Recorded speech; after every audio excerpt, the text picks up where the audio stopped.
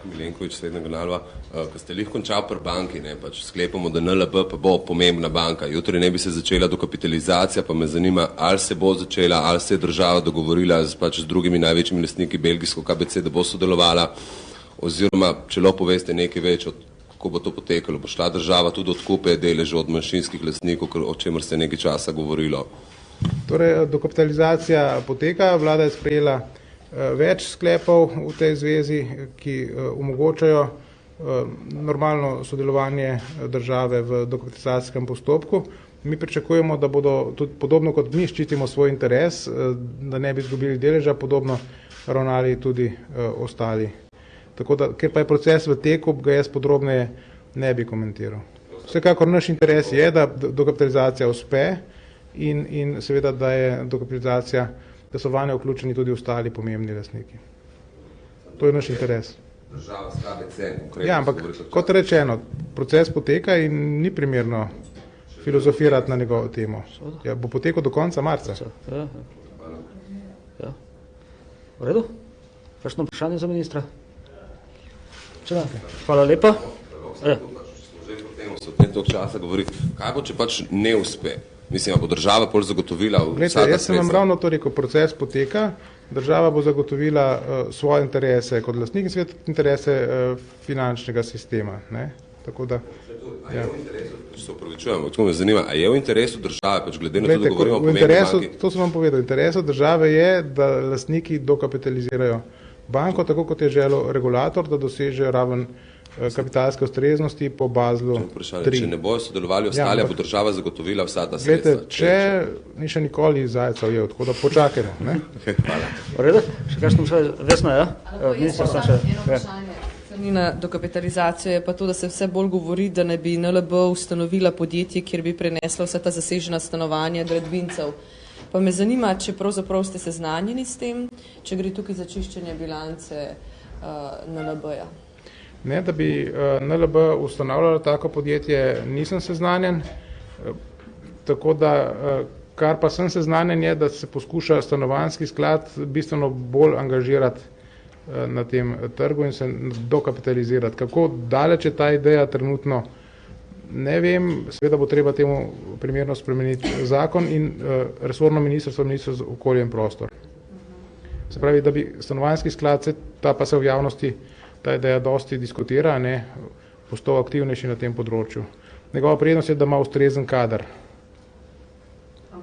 Kar pa, da bi to pomenili neko vrste čiščenja bilance pri NLB-ju, prenos pač teh zaseženih stanovanj, to pa ne, ja. Glejte, banke, ki delujejo na Slovenskem, so si očistile bilance na ta način, da so lani koliko približno milijardo namenile za hipotekarne kredite in so prenesle tveganja iz teh velikih ponudnikov, stanovanj, lastnikov praznih stanovanj, ne, to so bile pretežno gradbene firme, nekatere nepremičninske, na prebivalstvo, ki je to kupilo.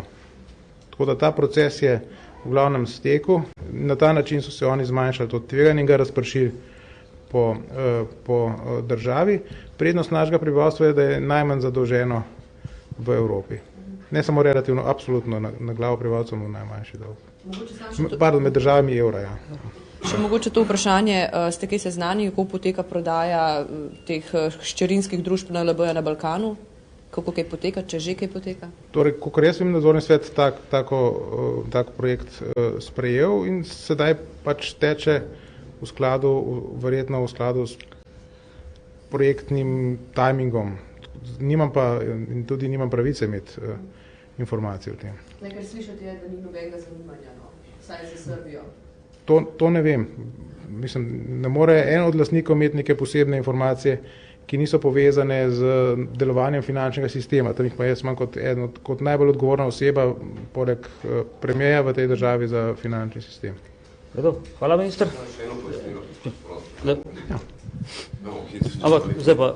Ja, v V bistvu, lih to, kar ste rekel, NLB je pač tudi druge banke so razpršile tveganja z posameznih velikih gradbincev na prebivalstvo. Banka Slovenije je pač to rekla, že da ne pretiravati, v bistvu mi je rekla, da je pač malo se ustaviti. To je eno vprašanje, pa drugo vprašanje je, vi ste napovedali, zdaj ste rekel, da ne morete kot eno od lastnikov dati nekih informacij, vam ste pred časom napovedali, da bo dokapitalizacijska cena za NLB 116 evrov in potem se je izkazalo, da je bila točno toliko. Takrat je bilo pojasnilo, da je ta izračun temelji na nekih javno dostopnih podatkih, ampak NLB pač sklepamo, da imajo neke bolj natančne izračune. Pa me zanima, kako ste zadeli to točno cifro. To sem zadev zelo preprosto, ker je to ponujena številka, ki jo je dalo Ministrstvo za finance za odkup manjšinskih deležev tistih podjetij, za katere štejemo, da bi lahko to odprodale državi. Torej, mi smo lani februar dali pobudo, da se ustanovi poseben sklad, to bi bil mešan sklad, večinsko v privatni lasti, ki ne bi odkupoval stanovanja na trgu in s tem razbremenil presežno ponudbo. Ta ideja ni zaživela, tako da zdaj, če bo to stopil stanovanjski sklad. V vmesnem obdobju smo pa enostavno opazili, zaznali na trgu veliko aktivnost pri hipotekarnih kreditih prebivalstvu. In seveda so rezultati pokazali, da se je precej teh stanovanj, ki so bile na razpolago, dejansko odprodalo. Da Banka Slovenije reče, vseeno se regulator, ki je to zadržano glas, je rečejo, zdaj pa dovolj. Regulator ima polno pravico, da zaustavi posamezne izpostavljenosti. Če ugotovi, da se neka izpostavljenost do nekega ali subjekta ali segmenta naše družbe povečuje, potem seveda mora reagirati in je pravilno, da je reagiral, če se je izpostavljenost povečala preko neke ravni. Bila je problematična dinamika, ker se je izjemno povečal ta obseg kreditov. Hvala, minister.